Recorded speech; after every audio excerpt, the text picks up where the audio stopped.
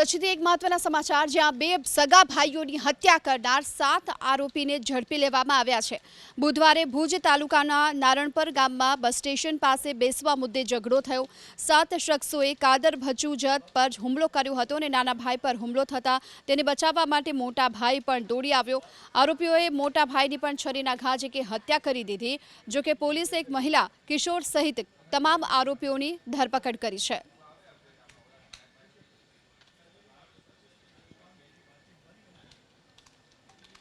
તો આ તરફ છોટાઉદેપુરના બોડેલીમાં પણ યુવકની હત્યા કરી દેવાઈ હતી। આ સમગ્ર કેસનો હાલ તો ભેદ પોલીસે ઉકેલી કાઢ્યો છે અને પોલીસે આરોપી રોહિત બારિયાની ધરપકડ કરી છે।